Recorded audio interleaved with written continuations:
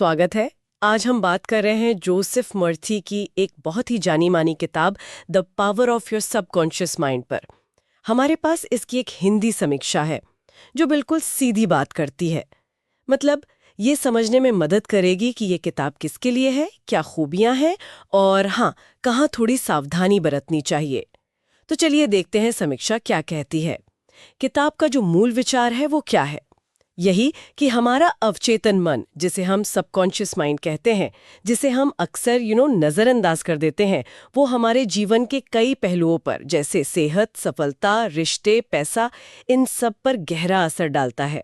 हाँ, और ये विचार दिलचस्प इसलिए बन जाता है क्योंकि समीक्षा के हिसाब से मर्फी कहते हैं कि ये अवचेतन मन जो है वो हमारे गहरे विश्वासों का, हमारी आदतों का और जो पुराने अनुभव हैं उनका एक तरह का स्टोर हाउस है, एक भंडार है। अच्छा। तो अगर किसी का विश्वास बहुत पक्का है कि वो कुछ हासिल कर सकता है तो ये अवचेतन मन, ऐसा कहा जाता है कि वो वैसी परिस्थितियां, वैसे मौके, वैसे विचार अपनी तरफ खींचने लगता है जो उस विश्वास को सच बनाने में मदद करें। बिल्कुल। और समीक्षा ये भी बताती है कि मर्फी का आइडिया ये है कि हम अपने अवचेतन मन को एक तरह से प्रोग्राम या रीप्रोग्राम कर सकते हैं। हाँ, रीप्रोग्राम। इसके लिए कुछ तरीके भी बताए हैं, जैसे विजुअलाइजेशन, मतलब मन में तस्वीर बनाना। हाँ, किसी लक्ष्य को मन में देखना कि वो पूरा हो गया है।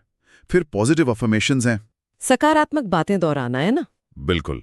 और एक मजबूत आत्मविश्वास के साथ फिर काम करना। समीक्षा में जिक्र है कि किताब में ऐसे कई उदाहरण भी दिए गए हैं। हाँ, मैंने भी सुना है। उदाहरणों की बात करें तो हाँ, कि कैसे लोगों ने इन तरीकों से अपनी सेहत ठीक की या पैसे कमाए, आर्थिक सफलता पाई। सुनने में तो ये बहुत अच्छा लगता है, खासकर वो कहानियां। समीक्षा भी मानती है कि किताब की एक बड़ी खूबी यही है कि ये प्रेरणा देती है, एक उम्मीद जगाती है।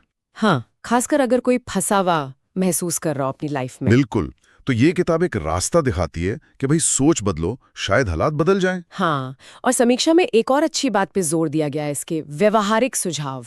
जैसे आपने कहा, विजुअलाइजेशन या अफर्मेशंस, ये ऐसी चीजें हैं जिन्हें कोई भी ट्राई कर सकता है ना? हाँ, तुरंत शुरू कर सकता है। ये सिर्फ हवा हवाई बातें नहीं लगती। सही कहा। लेकिन यहीं पर समीक्षा कुछ जरूरी चेतावनियां भी देती है, सावधानियां। अच्छा, क्या है वो? पहली बात तो ये कि कुछ दावे जो किताब में हैं, जैसे कि सिर्फ विश्वास या विजुअलाइजेशन से कोई गंभीर बीमारी पूरी तरह ठीक हो सकती है, ये बातें वैज्ञानिक तौर पर पूरी तरह साबित नहीं हुई हैं।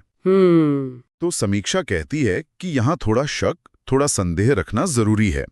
उम्मीद रखना अच्छा है, पर इसे मेडिकल इलाज का विकल्प मान लेना खतरनाक हो सकता है। ये तो बहुत जरूरी बात है। मतलब सिर्फ सोचने से सब ठीक नहीं होगा। बिल्कुल नहीं। समीक्षा इसी पर जोर देती है। दूसरी चेतावनी ये है कि ये तरीके शायद हर किसी के लिए काम ना करें या हर स्थिति में काम ना करें। क्यों? क्योंकि सबकी मानसिक स्थिति अलग है, हालात अलग हैं, किसके पास क्या साधन है वो अलग हैं। मान लीजिए किसी की बाहरी मुश्किलें बहुत ज्यादा हैं, सामाजिक या आर्थिक दिक्कतें, तो सिर्फ सोच बदलने से वो हमेशा हल नहीं होती। सही बात है। समीक्षा के मुताबिक असल दुनिया में ठोस कदम उठाना, एक्शन लेना भी उतना ही जरूरी है। तो फिर एक खतरा ये भी हो सकता है कि कोई बाहरी मदद लेना ही बंद कर दे या अपनी जो सीमाएं हैं उन्हें मानना छोड़ दे, ये सोचकर कि बस पॉजिटिव सोचूंगा तो सब हो जाएगा। हाँ, बिल्कुल। समीक्षा इसी एक प्रॉब्लम की तरफ इशारा करती है। इसे वो शायद आत्मनिर्भरता का संकट कह रही हैं। ये मान लेना कि बस मेरी अंदर की सोच ही सब कुछ बदल देगी, ये बाहरी दुनिया की सच्चाई और मेहनत की जरूरत को अनदेखा करना हो सकता है। और कोई कमी? हाँ, समीक्षा में एक और बात कही गई है, दोहराव बहुत है किताब में। अच्छा, रेपिटेशन। हाँ, ऐसा लगता है कि जो मूल विचार है उसे समझाने के बाद किताब में वही बातें थोड़ा अदल बदल कर बार बार दोहराई गई हैं, तो कुछ पढ़ने वालों को ये उबाऊ लग सकता है। समझ गई।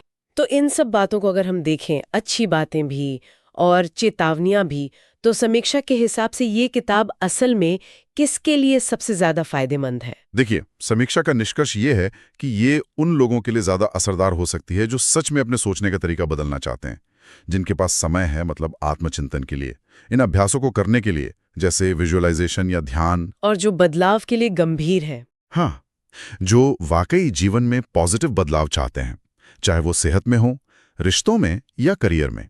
ठीक है। और अगर कोई इसे पढ़ना चाहे तो इससे ज्यादा फायदा उठाने के लिए समीक्षा में कुछ टिप्स दिए गए हैं। इसे सिर्फ पढ़ने की चीज न बनाकर वाकई इस्तेमाल कैसे करें? हाँ, कुछ प्रैक्टिकल कदम सुझाए गए हैं। पहला, छोटी शुरुआत करें। रोज बस एक कोई छोटा सा सकारात्मक वाक्य, एक